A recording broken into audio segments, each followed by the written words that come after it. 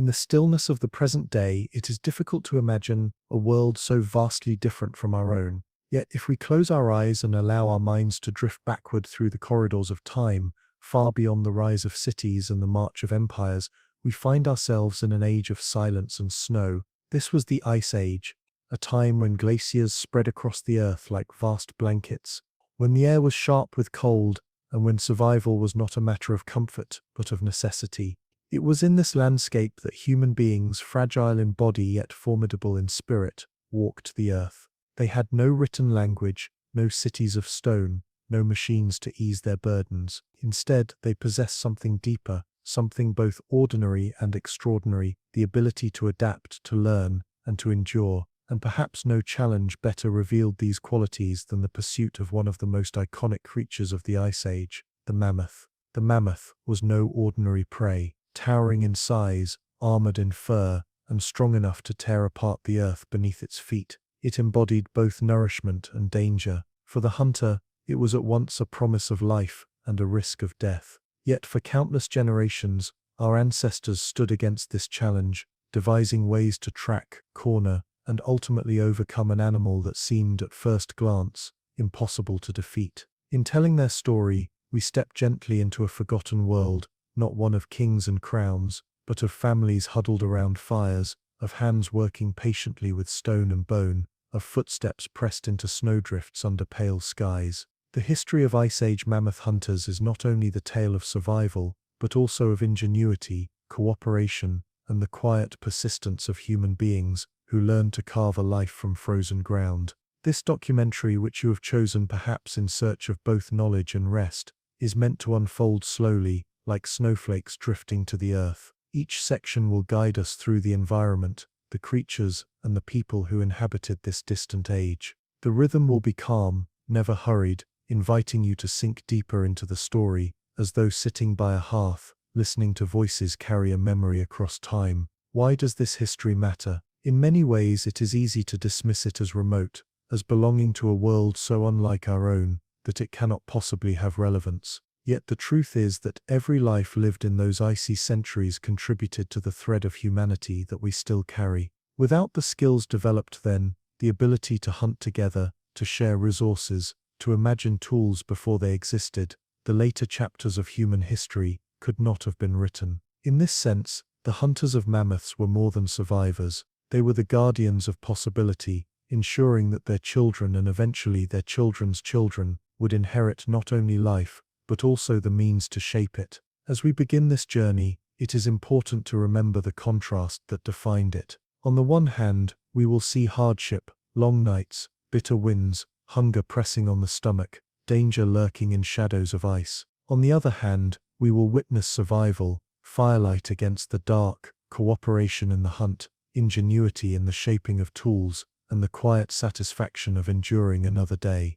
This balance between fragility and strength lies at the heart of the mammoth hunter's story, and it is what makes their history so compelling even now. Imagine for a moment the soundscape of that world, the distant crack of ice, the sigh of wind rolling across frozen plains, the muffled crunch of footsteps in snow. Somewhere in the distance, the low rumble of mammoths moving as a herd, and near a circle of stone, human voices rising softly, sharing stories, teaching children, preparing for the hunt that would determine the fate of their people. It is a scene at once alien and familiar, reminding us that beneath all the changes of time, the essence of humanity, to gather, to share, to hope, has always remained the same. This introduction is not a prelude to action, but an invitation to slow down, to enter a different rhythm of time. We will not rush through battles or linger on sudden dramas. Instead, we will allow the story to unfold gradually, so that by the end you will not simply know more about the mammoth hunters, but will have felt, in some small measure, the weight of their winters, the relief of their fire, and the quiet pride of their survival. And so, as we take our first steps into the Ice Age, let us breathe slowly, and follow the path laid long ago by hunters who carried no maps, but who understood the language of snow, wind and stars. Their journey, their challenges, and their triumphs await us, told not with haste, but with patience, in the same rhythm with which they lived, one careful step at a time. Before the hunt begins, before spears are raised, and footsteps trace the frozen tundra, there is a quieter world worth entering. To understand the lives of Ice Age mammoth hunters, we must first step into the rhythm of their daily existence, the small acts of survival, the steady patterns of family life, the fragile comfort carved from a wilderness that allowed no mistakes. For many, the idea of Ice Age living conjures only images of desperate hunts or endless snowstorms, yet this was not every moment. Between the great pursuits of prey, there was time for cooking, mending, teaching, and resting. The pace of life, though harsh, was also deliberate. Humans of this era survived not through constant action but through balance, working when needed, conserving strength when possible, and sharing tasks in a manner that bound the community together. At the center of this existence was fire. Imagine the glow of a fire at night, its warmth, the difference between life and frostbite. Flames were carefully nurtured, sparked from flint or preserved from embers carried from one camp to the next. Fire was not only heat, it was light in the endless winter darkness, safety from predators, and a gathering point for stories. Around its glow, hunters and gatherers became a family, children learned from elders, and weary bodies found rest. The shelters that housed them were humble, but ingenious. Some were built from wood and animal hides, lashed together with sinew. In colder and more open plains, mammoth bones themselves formed the framework of huts, their curved tusks creating arches over which thick skins were draped. These shelters were not permanent homes but seasonal resting places, constructed with patience, then abandoned when herds moved and the community followed. Food, the constant measure of survival, was gathered from many sources. Hunting provided meat, but plants, roots, and berries added variety when the land allowed. Women and children often foraged, learning which plants could heal and which could harm. Nothing came easily. Every bite required knowledge, patience, and effort, and so, meals were not taken for granted. Even the smallest portion of dried meat or handful of berries was the product of collective labor and careful judgment. Tools shaped their days as much as food and fire. Stone was chipped into sharp edges, bones carved into needles, wood hardened into shafts for spears. Each tool carried a story of the person who crafted it, of the hands that had used it before, of the hunts it had witnessed. For Ice Age people, tools were more than objects. They were lifelines, treasures of survival passed between generations,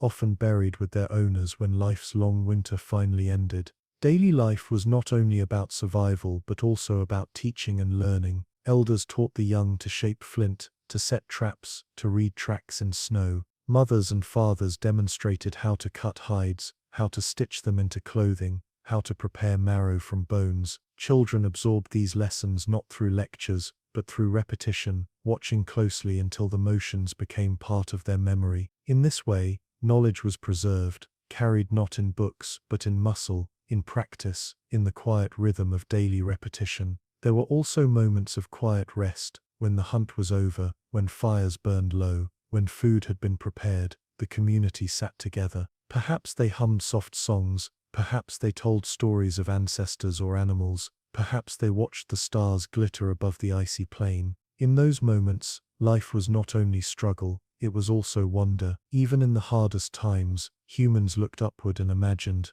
dreamed, remembered. To live in the Ice Age was to accept unpredictability. Some winters stretched long, while others were mercifully short. Some hunts ended in bounty, others in hunger. Illness came suddenly, accidents took lives, storms erased camps. Yet despite this, communities endured. They moved, adapted, and rebuilt. Their lives were fragile, yet resilient, carried forward not by certainty, but by determination. It is important to remember that the world before the hunt was not one of isolation. Though families moved in small bands, they often met others, exchanging goods, sharing stories, forming alliances through marriage or cooperation. These gatherings allowed for the spread of new ideas, a better spear point, a more efficient way to stitch hides, a story of lands beyond the horizon. In this way, even in the coldest eras, the human spirit of connection remained alive. And so, when we think of mammoth hunters, we must not imagine only the dramatic chase of great beasts. We must also see the quieter hours, the long evenings by firelight, the patient teaching of skills, the slow gathering of strength for the tasks ahead. For it was this daily rhythm that made the hunt possible. Without strong shelters, without preserved food, without crafted tools, without knowledge passed from elder to child, the hunters could never have stood against the mammoth. The world before the hunt was, in truth, a preparation. Each stitch in a hide was a step toward survival. Each ember saved was a promise of warmth. Each lesson taught was an investment in the future. In these small repeated acts, the great hunts were made possible, and so we begin with the ordinary, because in the ordinary lay the foundation of the extraordinary. To see the Ice Age clearly, we must not rush to the hunt, but walk slowly through the camp, pausing to notice the crackle of fire, the murmur of voices, the smell of smoke and meat, the sight of snow drifting past the entrance of a shelter. Only then, when the rhythm of life is understood, can we truly appreciate the immense courage required when hunters finally stepped out into the frozen plains to face the mammoth itself. When we imagine the Ice Age, it is easy to picture only endless snow, a white wilderness stretching to the horizon, and while that vision is partly true, the reality was more complex, more layered, and more remarkable. The frozen landscape was not only a stage for survival, it was the constant teacher, the silent force shaping every decision, every movement, every breath taken by Ice Age humans. To live here was to live in a world where the environment was both enemy and guide, harsh yet filled with subtle opportunities for those who knew how to read it. The climate of the Ice Age was dominated by cold, yet the cold was not uniform. Vast glaciers, sheets of ice thicker than mountains, covered much of the northern hemisphere. They advanced and retreated over centuries, carving valleys, grinding down rocks, and leaving behind plains. To the south of these glaciers stretched tundra and steppe, wide open grasslands dotted with shrubs, mosses, and patches of hardy flowers in the brief summer months. It was here in these open expanses that humans and mammoths alike made their home. The winters were long, lasting months beyond our modern reckoning. Darkness pressed down on the land, the sun hanging low or vanishing entirely in the northern skies. Winds swept across the plains with a sound like whispers, carrying snow in swirling veils that erased tracks and blurred horizons. To step outside one's shelter was to be immediately reminded of fragility, the sting of air in the lungs, the bite of frost on skin, the ever-present risk of exposure. Yet within this cold life persisted, delicate and resilient. The summers, though short, offered reprieve. When the ice melted and streams flowed, grasses sprouted, flowers bloomed, and herds of animals gathered to feed. Mammoths, bison, reindeer, and wild horses moved in great numbers, creating a rhythm of migration that humans could follow.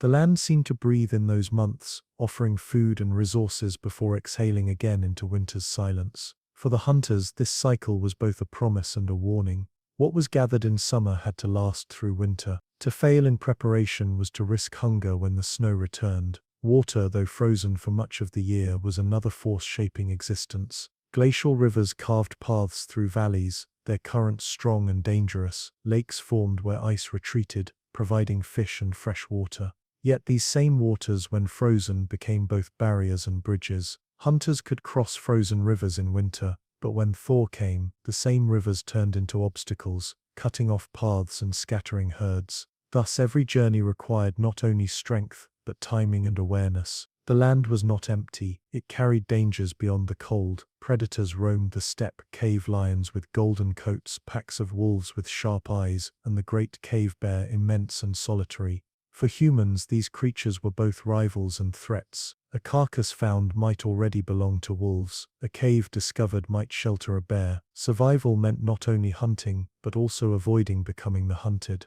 The frozen landscape was in every way a test of caution as much as courage, and yet, it was not only a place of fear. To those who lived within it, the land offered knowledge. The snow itself became a map. Hunters learned to read the patterns of footprints, the depth of drifts, the shape of trails pressed into white. Ice revealed its own language, cracking to warn of weakness, gleaming to hint at streams below. Even the stars above, sharp and bright in the cold sky, became guides, helping travelers find their way across the plains. Shelter was found in more than huts. Natural formations shaped human life. Caves provided warmth and storage. Cliffs offered vantage points to spot herds, and valleys shielded camps from winds. These features were not chosen at random but remembered, passed down through generations. A band of hunters might return to the same cave year after year, knowing it held safety, knowing the land around it would bring animals in season. In this way, the frozen world was not only endured, it was mapped in memory, marked with meaning. The frozen landscape also shaped the mind. To live in such conditions required patience, resilience, and acceptance. Storms could last for days, confining families to their shelters. Food could run low, requiring careful rationing. Days of hunger were endured with the knowledge that the hunt would come again. This psychological endurance was as important as physical strength. It was the quiet knowledge that winter, though long, would eventually give way to spring, that darkness would give way to light. Imagine the sensory details of that world, the crunch of snow beneath fur-wrapped feet, the glow of auroras shimmering in the night sky, green and red ribbons moving silently above, the sound of mammoths rumbling in the distance, a chorus of deep voices echoing across frozen ground, the smell of smoke from burning wood or bone, sharp in the air, the texture of rough hides, stiff from frost, softened by careful hands. This was the landscape, not just cold and harsh, but alive with subtle sounds, sights, and sensations. And in this frozen world, humans were not separate, but part of the whole. They moved with the herds, rested with the land, waited with the seasons. The frozen plains were unforgiving to arrogance, but generous to humility. Those who respected its rhythms, who listened to its silent lessons, endured. Those who ignored them risked vanishing into the snow. Thus, the frozen landscape was both a challenge and a teacher. It demanded caution, rewarded patience, and shaped every choice. To understand the mammoth hunters, we must first understand this world, a land where survival was not guaranteed, where every fire, every meal, every tool carried weight. It was here in the vast cold silence that humanity learned some of its deepest lessons: cooperation, foresight, and the quiet strength to endure. And so, when the hunters set out to face the mammoth, they did so not as isolated figures against an empty background, but as part of a living, breathing environment. The snow beneath their feet, the wind at their backs, the stars above their heads, all these elements guided them. The frozen landscape was not only the stage of their lives, it was the companion that shaped them, the force that tested them, and in many ways the silent partner that ensured their survival.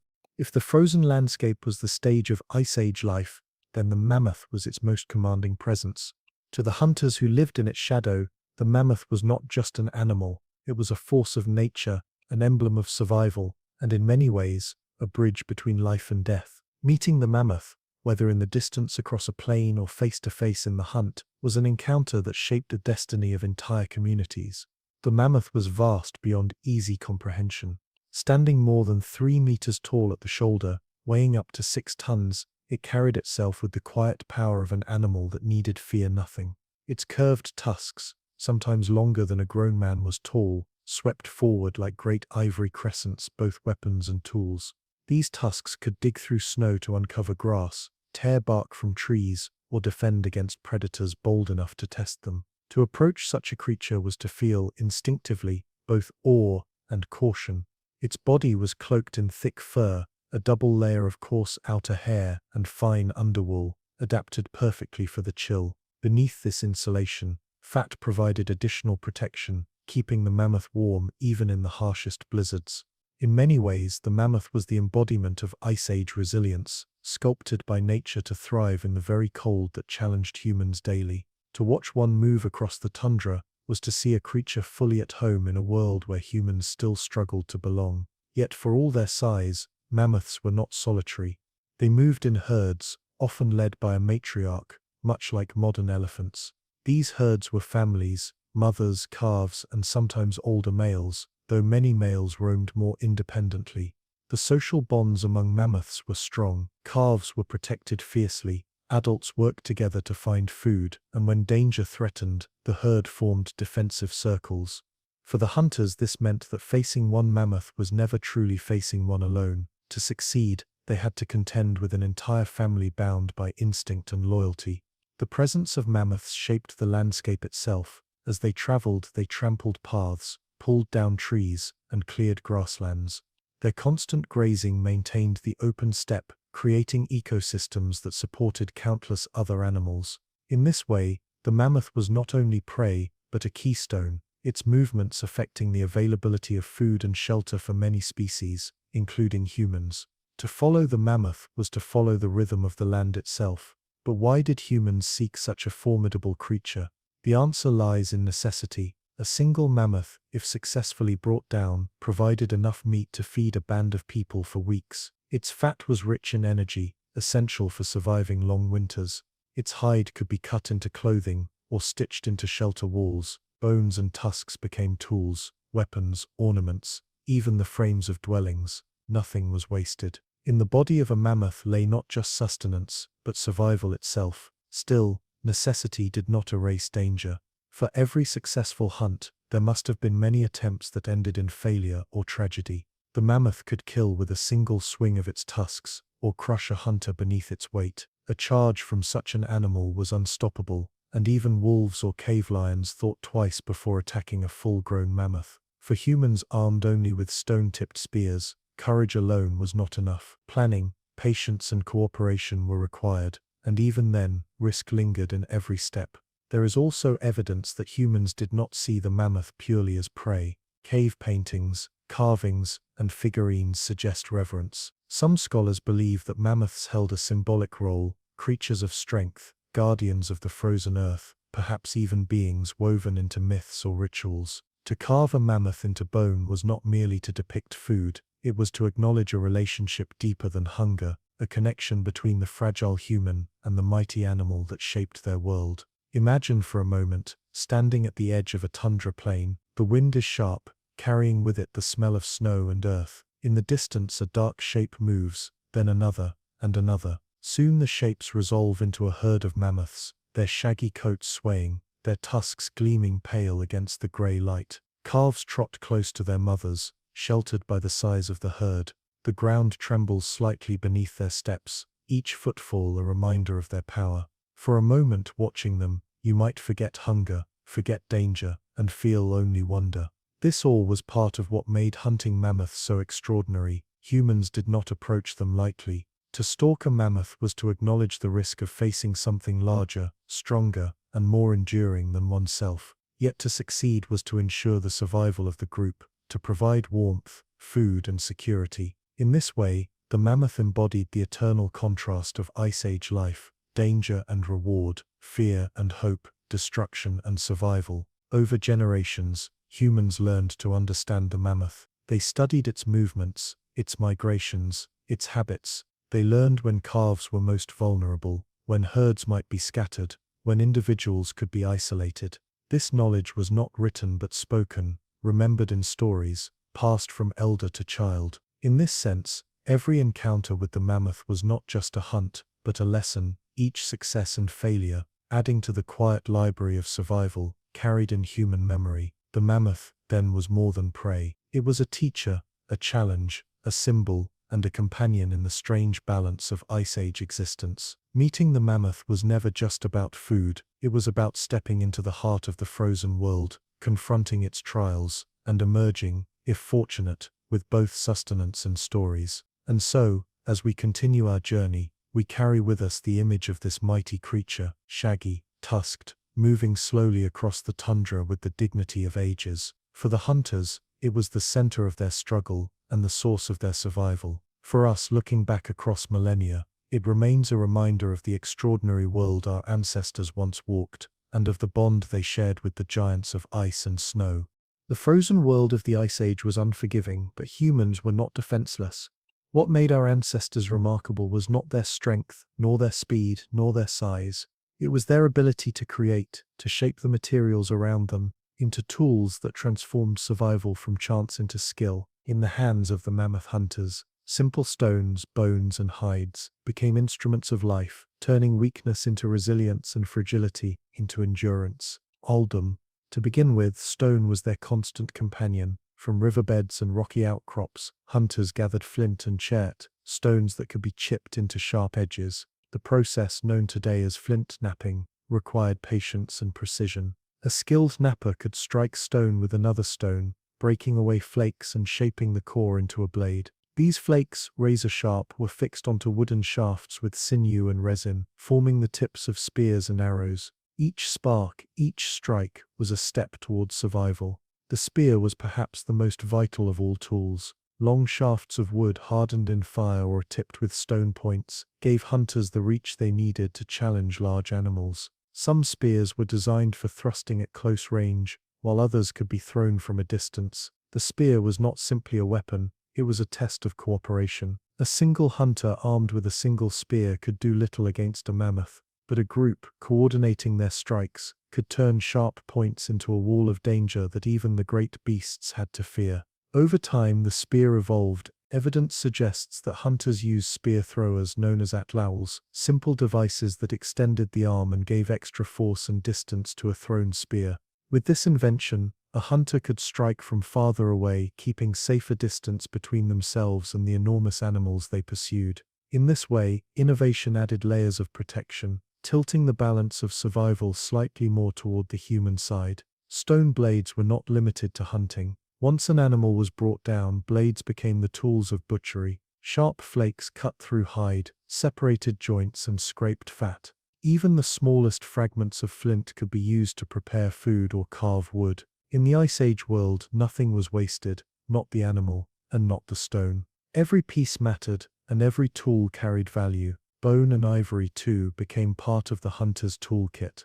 From the remains of animals, humans carved needles to stitch hides into clothing, awls to pierce leather, and points for lighter projectiles. The tusks of mammoths, curved and strong, were sometimes shaped into tools or art, their ivory surfaces smoothed and polished by patient hands. In this way, the hunters turned what they hunted not only into sustenance but into the very tools that would help them continue to endure. Clothing was another form of technology, though we might not think of it that way today. Without warm coverings, humans could not have survived the biting cold. Hides from reindeer, bison and mammoths were carefully cut, softened and stitched into garments. Multiple layers trapped air and provided insulation, while fur-lined boots protected feet from frost. These clothes were not merely coverings, they were shields, crafted with as much care as a spear or blade. Each stitch represented not only skill, but also foresight. To go without was to risk frostbite, or worse.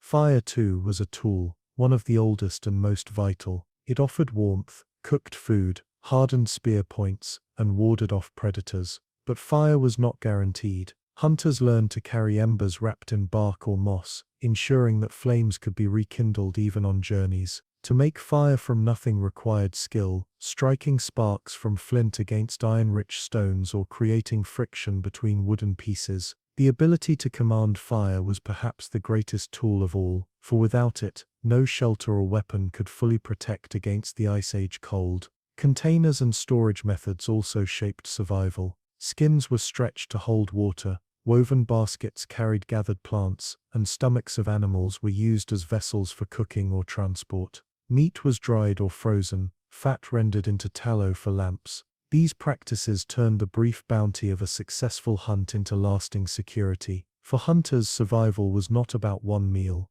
but about ensuring enough food when the land grew barren. Tools for storage were in essence tools for time, allowing life to stretch across the long winters. Even shelters themselves can be thought of as tools. Built from wood, hides and sometimes mammoth bones, these dwellings shielded families from wind and snow. A circle of tusks might form a frame, covered with hides stitched together. Inside, fires burned, smoke rose through gaps, and families gathered close. The shelter transformed hostile open air into habitable space, a human-made oasis in an otherwise merciless climate. What is striking about these tools is not their complexity, but their ingenuity. None were elaborate machines, yet each was perfectly suited to its purpose. A stone, a bone, a hide, ordinary materials, transformed by patience and creativity, became lifelines. They remind us that technology is not always about sophistication. Sometimes it is about simplicity, about seeing possibility where others see only limitation. To imagine the life of a mammoth hunter is to imagine a constant partnership with these tools, the spear gripped in the hand as footsteps follow a herd, the fire nurtured carefully at night, feeding warmth into weary bodies, the blade slicing through hide, preparing a meal, the needle pulling sinew through fur, crafting a garment. Each day, each act of survival, was mediated by tools, and in them lay the difference between despair and endurance. In many ways, the tools of the mammoth hunters were not just physical objects, but extensions of human will. They embodied foresight, cooperation, and imagination. They allowed fragile beings, vulnerable to cold and claw, to step into a world of giants and carve a place within it. Without them, the frozen landscape would have been unlivable. With them it became a home. And so when we think of the mammoth hunters, let us not picture only the moment of confrontation with their prey. Let us also picture the quieter moments, a figure crouched by firelight, chipping stone with careful precision, a mother stitching fur into clothing for her child, a group of hunters carving meat with blades they themselves had made. In these patient acts, as much as in the daring of the hunt, lies the true secret of their survival. For the Ice Age hunter, few moments carried more weight than the hunt itself. It was not a daily occurrence, nor even a weekly one. To bring down a mammoth was an extraordinary event requiring preparation, patience, and courage in equal measure. It was a task larger than any single person, something that could only be accomplished through the cooperation of many. In every sense, the hunt was not simply about killing an animal. It was about ensuring the survival of the group, binding individuals together through shared risk and shared reward. The beginning of the hunt was always observation. Hunters learned to read the land and the herds that moved across it. From high ridges or the edges of valleys, they watched for signs, the slow march of dark shapes on the horizon, the trampled grass that marked a herd's passing, or the distant sound of mammoths calling to one another in low rumbles that carried across the plains. Each clue was a piece of knowledge, each detail a fragment of strategy. The hunters knew that success lay not in rushing forward, but in waiting until the right moment revealed itself. Tracking required patience beyond measure. In the snow, footprints revealed the direction of movement, the size of the herd, and sometimes even the condition of the animals. A limping step, a smaller print, or the trail of a calf might tell hunters where weakness lay. These were not just marks in snow, they were stories written by the mammoths themselves, waiting for skilled eyes to read them.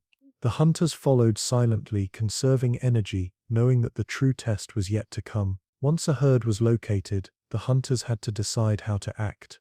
To strike recklessly was to invite disaster. A healthy, full-grown mammoth could scatter hunters, crush them underfoot, or repel them with tusks that curved like scythes. The herd, bound by instinct, would protect its young and its vulnerable, circling together in defense. Thus, strategy was essential. Hunters looked for opportunities, a calf that had strayed too far, an older mammoth slowed by age, or an individual caught apart from the group. These were the moments when risk tilted, ever so slightly in human favor.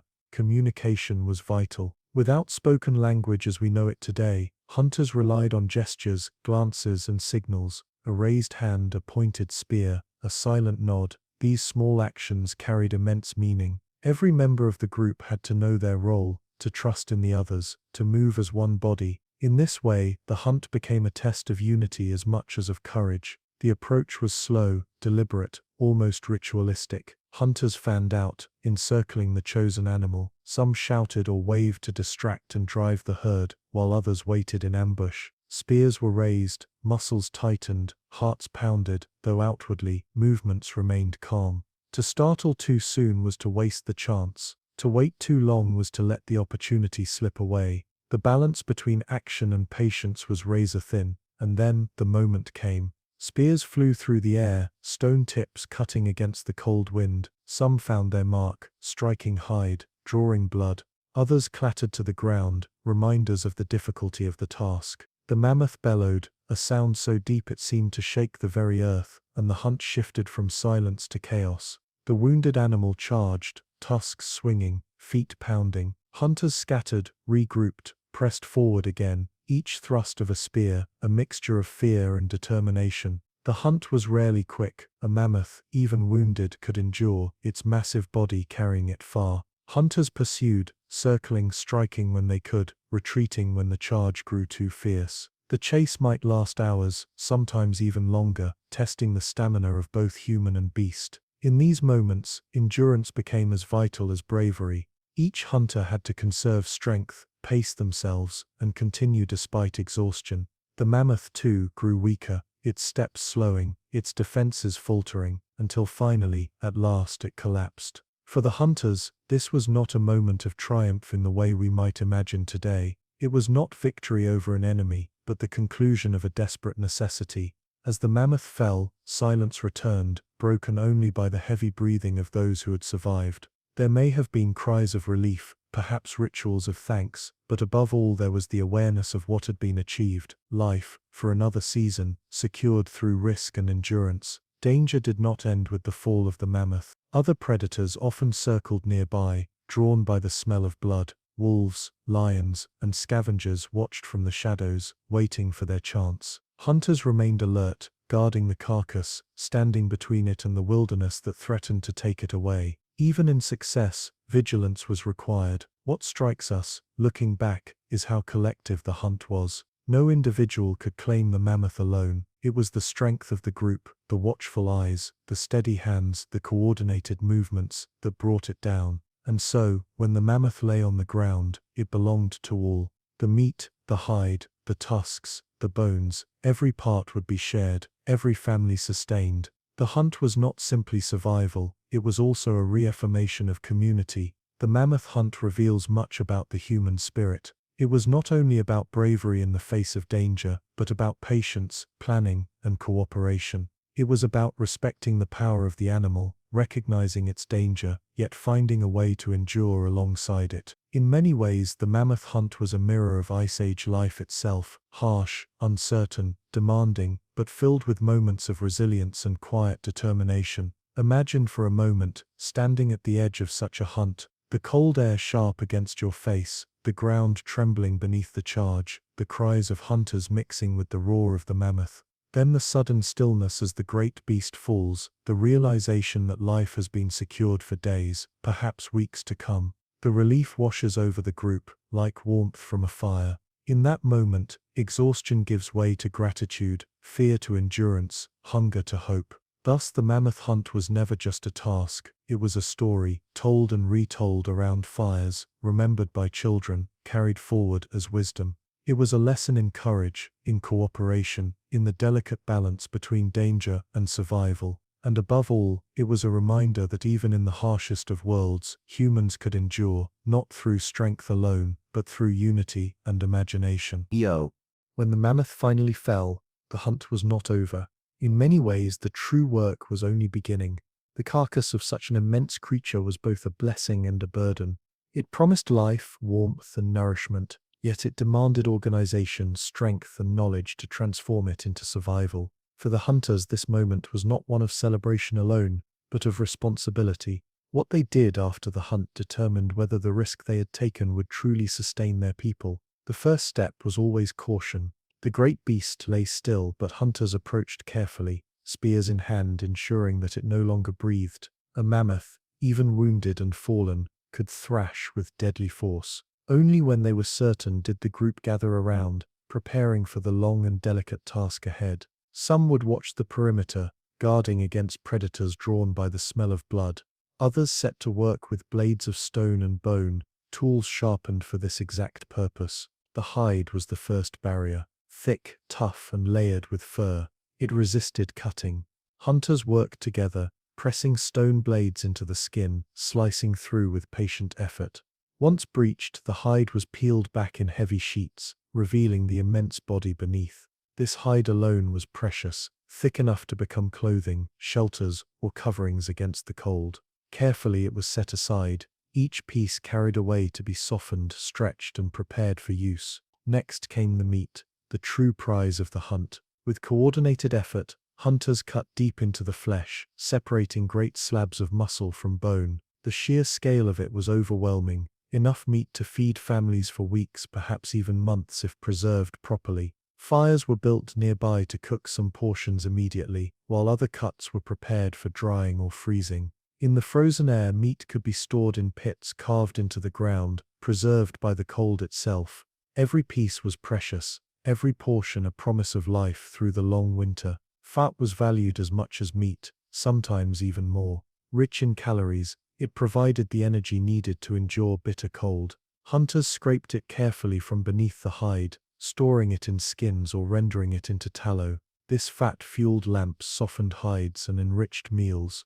In a world where food was scarce, fat was survival concentrated, a dense source of warmth and endurance. The bones of the mammoth were far from waste. Enormous and strong, they became tools and structures. Long bones could be shaped into spear shafts or used as hammers. Smaller fragments became needles, awls, or scrapers. Even the largest bones, ribs and leg bones, might form parts of shelters, arranged as frames over which hides were stretched. In this way, the very skeleton of the mammoth became a sheltering force, a silent protector of the people who had brought it down. Tusks, gleaming and curved, carried both practical and symbolic value. They could be carved into tools, ornaments, or weapons, their ivory strong yet workable, but they also held meaning beyond utility. Many tusks were etched with patterns, carved into figures, or kept as symbols of strength and endurance. For some groups, tusks were more than material. They were memories of the hunt, reminders of the great creature that had given its life so that the people might endure. Nothing was wasted. The stomach might become a container, the tendons strong cords, the marrow rich food, the bladder a vessel for water. In a world where resources were scarce, every part of the mammoth was transformed into something useful. This was not only practicality, but respect. To take a life as great as the mammoth's was not done lightly. To waste any part of it would dishonor the risk taken and the gift received. The work was long, often lasting days. Families joined in, children helping to carry smaller portions, elders guiding how meat should be preserved or hides treated. Around the carcass, activity continued from dawn to dusk, cutting, scraping, storing and guarding. Smoke from fires drifted into the cold air, mingling with the scent of blood and fat. The site of the hunt became, for a time, a place of labor, of shared effort, of community bound together by necessity. There was also ritual in these moments. Many believe that hunters offered thanks to the mammoth through gestures, words, or symbolic actions. Some evidence suggests that bones and tusks were arranged in circles, perhaps as memorials, perhaps as markers of gratitude. Cave art depicting mammoths may have been part of this same tradition, honoring the creatures that gave life even in death. For the hunters, the mammoth was not simply meat. It was a presence, a force, perhaps even a spirit.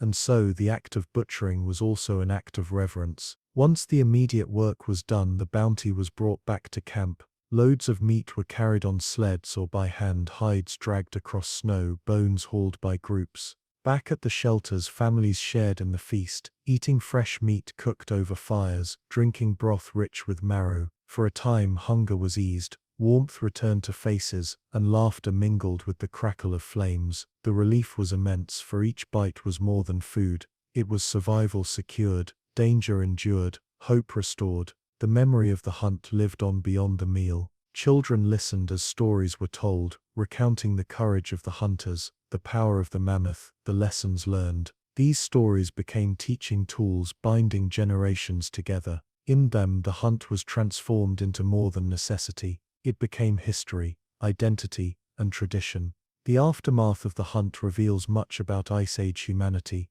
It shows us not only their resourcefulness, but also their sense of community and respect. They did not live wastefully. They did not take without giving thanks. In the mammoth, they saw not just food but the very thread of existence. And by using every part, by sharing every piece, they turned the danger of the hunt into the security of survival. In this way, the story of the mammoth hunt does not end with the fall of the animal. It continues in the meals shared, in the clothes worn, in the shelters built, in the tools shaped, in the stories told. The mammoth lived on, transformed into warmth, protection and memory. It was not only hunted, it was absorbed into the very life of the people, becoming part of them, as much a part of their survival as fire, stone, or the frozen land itself.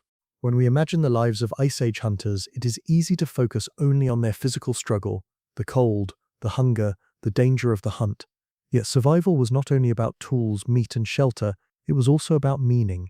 In a world where each day was uncertain, where death was never far away, people sought comfort and guidance in beliefs, rituals, and the stories they told themselves and each other. These rituals did not make the cold less bitter or the hunt less dangerous, but they gave the hunters something just as important, a sense of connection to forces greater than themselves. The mammoth, standing as one of the largest creatures of the age, naturally became a figure of power in the minds of those who hunted it. To bring down such a beast was never just an act of hunting, it was also an encounter with mystery. Its size, its strength, its long tusks curving like the crescent moon, all these inspired awe. Many groups likely saw the mammoth not simply as prey, but as a being with spirit, one that demanded respect and acknowledgement. Evidence suggests that hunters expressed this respect through rituals both before and after the hunt.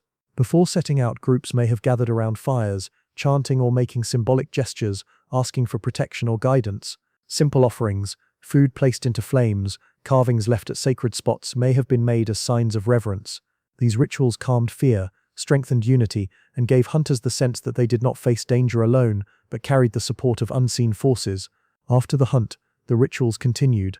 Some archaeologists have found mammoth bones carefully arranged in circles or patterns, far beyond what was needed for practical shelter. These could have been monuments, places of memory, or symbols of gratitude. By shaping the remains of the animal into meaningful designs, the hunters may have been honoring the creature's spirit, acknowledging the life that had been taken so their own might continue. Cave art, too, offers a window into these beliefs. Deep within the earth, in places lit only by flickering torchlight, hunters painted images of mammoths. Some are simple outlines, others are richly detailed, showing herds on the move, or animals struck by spears. Were these paintings mere records of hunts, or were they prayers, attempts to call success into being by creating it first in image? Many scholars believe they were both memories of past hunts and invocations of future ones. For those who painted them, the mammoth on the wall may have been more than art. It may have been a way to speak with the world beyond sight. Small carvings, too, tell stories of belief. Mammoth ivory was sometimes shaped into figures of animals, humans, or mysterious hybrid forms. These objects may have been charms, carried on hunts for luck, or placed in camps as symbols of protection. The act of carving itself may have been ritual, transforming the tusk of a once-living creature into a vessel of meaning. Through these carvings, hunters gave form to their thoughts, their hopes, and their fears. The beliefs of the hunters were deeply tied to cycles of life and death. To take the life of a mammoth was a heavy act, but it was also necessary. Rituals and stories helped balance this weight, reminding the people that death fed life and that every creature, human and animal alike, was part of the same rhythm. In some groups, it is believed that hunters saw themselves as participants in an eternal exchange. They took from the earth and from animals, but they gave respect, memory, and ritual in return. Around the fire, these ideas became stories. Children listened to tales of great beasts, of spirits that watched over the hunt, of ancestors who guided from beyond. These stories were not only entertainment, but also lessons. They taught the young how to respect the animals, how to act with courage, how to understand their place in a world larger than themselves. In these whispered words carried across generations, belief and ritual lived on. Ritual also helped with fear. When the hunt loomed large and danger seemed overwhelming, belief gave hunters a sense of order. It told them that they were not walking into chaos, but into a world guided by rules, spirits, and traditions. It gave them the courage to face beasts many times their size, to endure winters that seemed endless, and to find meaning even in hardship. We may never know the full detail of these beliefs. The hunters left no written records, only bones, carvings, and paintings, yet even these fragments speak softly across time. They remind us that survival was never only about food or shelter. It was also about the spirit, about finding light in darkness, meaning in danger, and hope in uncertainty. And so, when we think of the mammoth hunters, let us not picture them only with spears in hand, chasing across frozen plains. Let us also imagine them in the stillness of night, gathered around flickering fires, whispering prayers to unseen powers, carving shapes into ivory, or painting visions onto cave walls. Let us see them as not only hunters of animals, but seekers of meaning, shaping their world through belief as surely as they shaped it through stone and fire. Their rituals and beliefs may seem distant to us, separated by tens of thousands of years, yet they echo familiar truths, that in times of fear we search for comfort, in times of uncertainty we create stories, and in the face of the unknown we reach for meaning. In this, the mammoth hunters were not so different from us. Away from the danger and excitement of the hunt, the rhythm of daily life unfolded in the camps. These camps were not grand settlements nor permanent villages, but shifting clusters of shelters that moved with the seasons and with the movements of the herds. To us they may seem sparse and fragile, but to the people who lived within them they were home, places of warmth, safety, and connection amid the vast frozen landscape. A typical camp might be built near a river or in the shelter of a ridge, where water was available and winds less fierce. The shelters themselves varied. Some were framed with wooden poles and covered in hides. Others, in regions rich with mammoth remains, used tusks and bones to create sturdy structures, layered with hides and turf for insulation. Inside, fires glowed, their smoke rising through small openings. The flickering light painted shifting patterns on the walls, creating a sense of intimacy against the endless night outside. Morning in such a camp began not with the clamor of alarms or the rush of schedules, but with the slow rising of fire and people alike. Someone stirred embers back into flame, coaxing warmth into the chill air. The smell of smoke and cooking fat drifted outward as children stirred from furs, and elders stretched stiff limbs. Simple meals, roasted meat, broth simmered in hide-lined pits or dried food softened with water, gave strength for the day's tasks. Each person, from the smallest child to the oldest elder, had a part to play. For the hunters, mornings might mean preparing weapons, checking spear points or scouting the land for signs of game. For others, the tasks were closer to home, scraping hides to soften them, repairing clothing, carrying water, tending fires. Women stitched with bone needles and sinew, turning rough hides into warm garments. Children learned by helping, their small hands clumsy at first, but growing steadier with each passing season. In this way, daily work was also daily teaching, passing knowledge from one generation to the next. Food preparation occupied much of life. Large cuts of meat had to be preserved. Strips were hung to dry, racks built to smoke portions, fat rendered into tallow. These tasks were repetitive, requiring patience and endurance, but they were essential. Without them, the bounty of a hunt would spoil quickly. The camp then often smelled of smoke and curing meat, scents that were, to the mammoth hunters, the very fragrance of survival. Water, too, had to be gathered. Snow and ice could be melted, but often rivers and streams were kept open for easier access. Fetching water was a task shared among many, requiring vigilance against slipping ice or the threat of predators lurking near the banks. Even such a simple task as drawing water was carried out with caution, for in the Ice Age, nothing was truly without risk. The social life of the camp was woven into these chores. As hides were scraped, stories were told. As food was prepared, songs might be hummed. Laughter punctuated the monotony, softening the labor with companionship. Elders shared tales of past hunts, of spirits and ancestors, their words serving both to entertain and to teach. In this way, the camp was not only a place of work, but also of memory and imagination. Children grew up in this environment of constant learning. They played with miniature versions of tools, shaped from wood or bone, imitating the actions of adults. They listened intently to lessons disguised as stories, absorbing the values of respect, cooperation, and courage. They practiced skills under watchful eyes, slowly becoming the hunters, gatherers, and caretakers of the future. To be a child in these camps was to live in a world where every action carried meaning, where play and work merged into one long preparation for the life to come. Evening in the camp carried its own rhythm. After the day's tasks were done, after fires were strengthened and food shared, people gathered together. Flames flickered, casting shadows that danced on the walls of shelters. Voices rose in storytelling, in chants, in quiet conversation. Some carved figures from ivory, others repaired tools, while children drifted towards sleep, lulled by the voices of their elders. The night was long in the Ice Age, but around the fire, it became less frightening, softened by warmth and companionship. There were times of quiet joy too. Though life was hard, people laughed, played simple games, and found comfort in each other's company. The bonds of family and community gave strength no spear could provide. In the shared firelight, in the passing of food from hand to hand, in the gentle teaching of a parent to a child, life gained a rhythm that was more than mere survival. It became something human, something enduring. For all its hardships, camp life reveals the resilience and creativity of these people. They did not only endure the Ice Age, they shaped lives within it, carving out small havens of warmth and order in a world that seemed endlessly cold and chaotic. They turned bones into homes, hides into clothing, fire into comfort, and stories into meaning.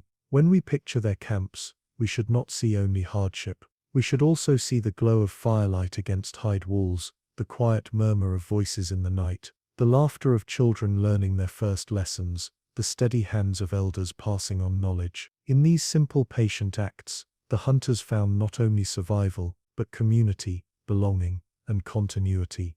Thus the daily life of the mammoth hunters was not merely a pause between hunts, it was the heart of their existence, the place where survival was transformed into living. In the camps they were more than hunters, they were families, teachers, storytellers, and dreamers. People who found ways to create warmth, order, and meaning in a world of ice. Life for the mammoth hunters was never easy.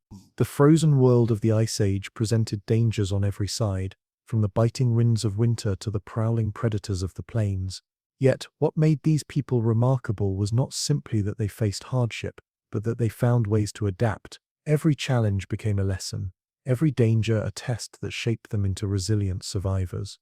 Their story is not only one of struggle but of constant adjustment to a world that demanded creativity, patience, and endurance. One of the greatest challenges was the climate itself. Winters were long, harsh, and unforgiving. Snow covered the land, winds scoured the plains, and temperatures fell far below what the human body could tolerate. Without fire, clothing, and shelter, survival was impossible. Even with them, life was precarious. Frostbite threatened fingers and toes, hunger sapped strength, and storms could trap families inside their shelters for days at a time. To endure such cold, hunters learned to build sturdier dwellings, to layer clothing carefully, and to stay close together for warmth. The bitter climate forced innovation, but it also fostered cooperation. Scarcity of food was another constant trial. Though a successful mammoth hunt provided abundance, such events were rare.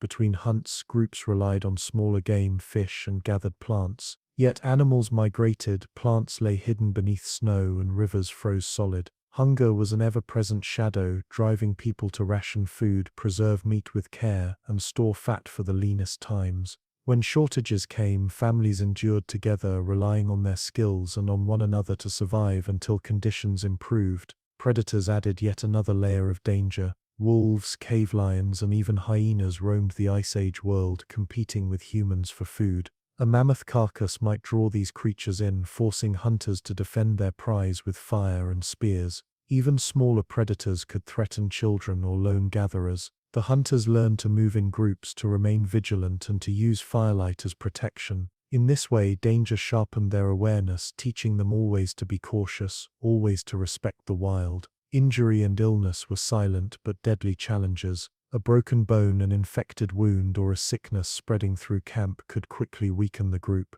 Without medicines as we know them today, the hunters relied on herbal knowledge, rest, and the care of the community. Elders passed on remedies, leaves to soothe pain, roots to ease fever, while family members nursed the weak. Here again, cooperation was key. Alone, an injury could mean death. Together, with care and support, survival was possible. The shifting landscape also demanded adaptation. As glaciers advanced or retreated, herds moved, rivers changed course, and familiar lands became unfamiliar. Hunters had to remain mobile, building camps that could be taken down and carried, following the migrations of the animals they depended upon. This mobility required not only physical endurance but also knowledge of the land, where rivers flowed, where plants grew, where animals gathered. Memory became as valuable as any tool, guiding families through a world that was always changing. Social challenges, too, must have shaped their lives. Living in small groups, often under stress, demanded cooperation and balance.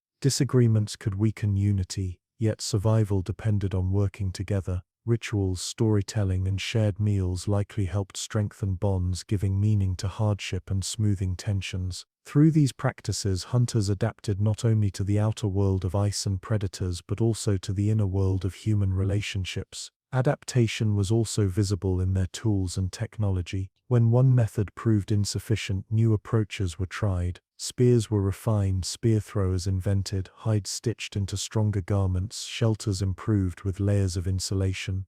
These changes did not happen overnight. They were the result of countless trials, small adjustments passed down from one generation to the next. Through such steady innovation, the hunters transformed vulnerability into resilience, weakness into strength. Perhaps most importantly, the hunters adapted through their minds, through imagination and foresight. They planned ahead, storing food, preparing clothing, and teaching their children. They told stories that carried wisdom, warnings, and encouragement. They created rituals that gave them courage and art that gave them hope. In this way, adaptation was not only practical but also emotional and spiritual. It allowed them to see themselves not as helpless in the face of the cold but as participants in a world of meaning and continuity. Looking back, we can see that every challenge the hunters faced, the climate, the scarcity of food, the predators, the dangers of injury, the shifting land, the strains of community, was met with adaptation. None of their solutions were perfect, and many lives were lost to the relentless pressures of the Ice Age. Yet the fact that they endured at all, generation after generation, is a testament to their resourcefulness. In their story, we are reminded of the resilience of the human spirit. The mammoth hunters did not dominate their world. They did not bend it fully to their will. Instead, they adjusted themselves slowly, carefully, patiently until they could live within it. They found ways to endure where endurance seemed impossible, and in doing so they carried the thread of humanity through an age of ice. As we reach the end of this story, let us pause and look back across the long path we have traveled, a path that has taken us through frozen plains, past the footsteps of mammoth herds, and into the quiet shelters of Ice Age hunters. Their lives were not easy. They were fragile in a world of giants, vulnerable in a climate that seemed determined to push them to the edge, and yet, against all odds, they endured. We have seen how they rose each morning in the cold, tending fires and preparing for another day of survival. We have watched them stalk the mammoth with patience and skill, relying on one another to face danger no single hunter could withstand. We have stood with them in the aftermath of the hunt, as they transformed every part of the great beast into food, clothing, tools, and shelter. We have sat with them by the fireside, listening to their rituals, their beliefs, their stories whispered into the night, and through it all we have witnessed their greatest secret, not brute strength, not sheer force, but resilience, the quiet, steady ability to adapt and endure. The mammoth hunters remind us that survival is not always about victory, but about persistence. They did not conquer the Ice Age. They did not control the cold or the beasts. Instead, they learned to live alongside them, to respect the forces of nature, and to find ways of existing within a world that might otherwise have excluded them. Their tools were simple, yet effective. Their shelters were modest, yet warm. Their beliefs gave meaning to the risks they faced, and their communities gave them strength when alone they would have been too weak. In their story lies a reminder of what it means to be human. We are, at our core, creatures who adapt. Faced with hardship, we learn. Faced with scarcity, we share. Faced with fear, we create stories that give us courage. The mammoth hunters embodied all of this. They carried with them not only spears and fire, but imagination, memory, and cooperation. The qualities that would one day carry humanity out of the Ice Age and into new chapters of history. As we reflect on their world, it is worth remembering that their lives, though distant in time, are not so different from ours in spirit. They sought warmth against the cold, comfort against fear, meaning against uncertainty. We do the same, though our landscapes and challenges may have changed. The flickering glow of their fire is not so unlike the soft light we gather around today. The stories they told to children in the night are not so unlike the stories we pass down now, in books, films, or gentle words before sleep. Their world has long since vanished. The mammoths are gone, their great herds lost to time. The hunters themselves left no written words, only tools, bones, carvings, and painted walls deep within caves. And yet, their presence lingers. Every flint blade, every carved ivory figure, every brush of ochre on stone carries their memory forward, whispering across millennia. They remind us that we come from a long line of survivors, people who faced the impossible and found a way through. Perhaps this is why their story still matters. It is not only history, it is a mirror. When we feel overwhelmed by the weight of our own challenges, we can look back to those who faced a world of ice and endured. We can remember that survival is not always dramatic or swift. Sometimes it is quiet, patient and steady. The daily tending of fire, the careful storing of food, the simple act of caring for one another. And now, as we let this story settle into silence, it may serve another purpose as well. For those listening in the dark of night, perhaps it becomes not only history, but also a lullaby of sorts. The frozen winds and the long hunts fade into a rhythm, calm and steady, a reminder that humanity has always found its way through uncertainty. Just as the hunters laid down to rest after long days warmed by fire and by one another, so too may you find rest now. The story of the mammoth hunters is not one of conquest, but of endurance, not one of glory, but of persistence. It is a story of people who, though small in number and fragile in body, carried forward the spark of humanity through an age when the world itself seemed set against them. Their survival secrets were simple, yet profound: cooperation, creativity, and the quiet strength of never giving up. And so, as the last echoes of their world fade into memory, we are left with a sense of continuity. Their fires burned long ago, but in our own ways we still carry that flame. We too adapt, we too endure. And in that endurance, across the gulf of thousands of years we are joined to them. the hunters of mammoths, the keepers of fire, the survivors of the Ice Age. May their story linger with you softly, like the glow of fading embers, and may it guide you gently into rest, into stillness, into the deep and quiet places where dreams take shape.